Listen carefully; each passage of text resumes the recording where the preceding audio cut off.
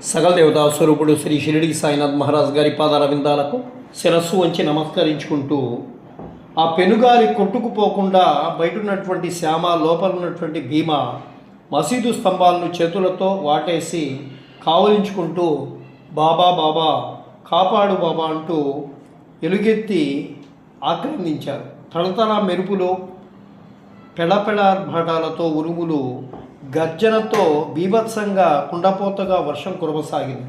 జలప్రయాణం వచ్చినట్లు హోరున కుంభవృష్టి కురుస్తోంది. బాబా అని భక్తులంతా అరుస్తూ భయంతో రోధించారు. భీమాశ్యామ ఎవరికి వారే ప్రాణభయంతో వణికిపోయారు. అంతలో బాబా అంతరిక్షం వైపు చూస్తూ కనుసైగ చేశారు. అంతే, కుంభవృష్టి ఆగిపోయింది.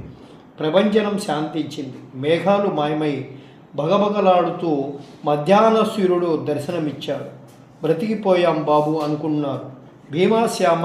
ఇంతలో భక్తులు ఒక్కొక్కరే మసీదులోకి వస్తూ బయట ఉన్నటువంటి శ్యామను చూసి, అబ్బా ఇవాళ సూర్యుడు మరీ మండిపోతున్నాడు అని ఒకరు, ఇలాంటి సమయంలో ఒక వాన చినుకైనా పడితే బాగుండునని మరొకరు అంటుంటే వింటున్న శ్యామ భీమ విస్మయంతో నిశ్చేష్టులయ్యారు. అంటే ఆ గాలివాన తమ ఒక్కరికే కనిపించిందే అన్నాడు భీమా విస్తుపోతూ. బాబా నవ్వి, కోరుకున్న వారికే లీలలు అనుభవం అవుతాయన్నారు.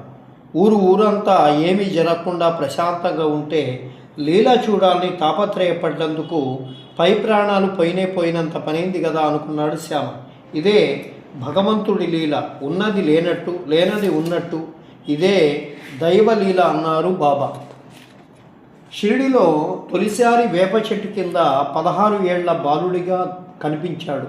తాను తమ గురువు ఆ చెట్టు కింద భూగృహంలో 12 ఏళ్ల పాటు తపస్సు చేశామని, అది తమ గురుస్థానమని చెప్పారు. కానీ తనని అక్కడ ఆ చిన్న వయస్సులో గురు సన్నిధిలో ఎవరు చేర్చారో, ఆ గురువెవరో చెప్పలేదు. మహల్సాపతి యా సాయి అంటూ ఆయనకి సాయిబాబా అని నామకరణం చేసే వరకు ఆయనకి ఏదైనా పేరు ఉందో లేదో అని తెలియదు.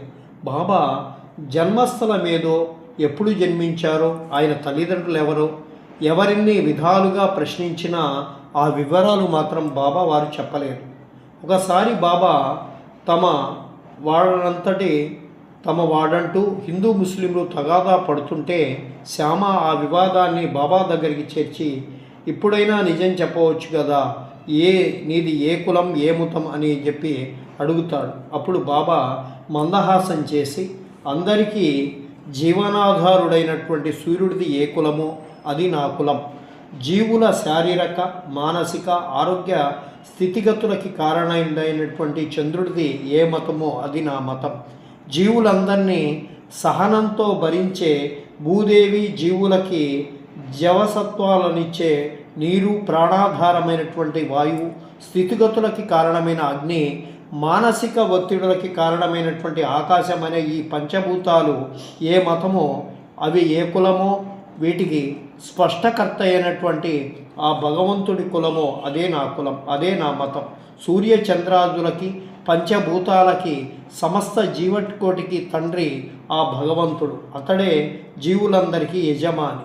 మరి అది ఏ మతమో, నాది అదే మతము, అతడే నా తల్లి తండ్రి, నా యజమాని అని చెప్పి సాయినాథుడు చెప్తారు. ఈ వివరణ విన్న శ్యామ నిర్ఘాంతపోయాడు. భగవంతుడే తన తల్లి తండ్రి యజమాని అని చెప్తున్నటువంటి బాబా తాను అవతార పురుషుడినని నర్మగర్భంగా ఎందుకు అంగీకరిస్తున్నారా? శ్యామ సందిగ్ధాన్ని బలపరిచే సంఘటన 1916లో జరిగింది. ఆ రోజు విజయదశమి. ప్రతి విజయదశమి రోజున భక్తులు షిరిడీలో ఘనంగా పూజలు జరుపుతూ ఉండేవారు.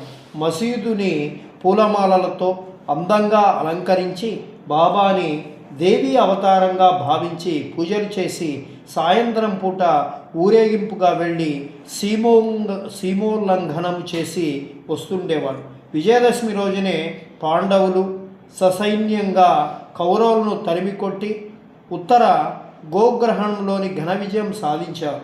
మత్స్యరాజ్య పొలిమేరల్ని ఆక్రమించి కౌరవ సైన్యాలను తరిమివేసి విజయాన్ని సాధించినందుకు సంకేతంగా ఆనాటి నుంచి విజయదశమి నాడు సీమోల్లంఘనం ఉత్సవాన్ని జరుపుకుంటూ ఉండేవాళ్ళు.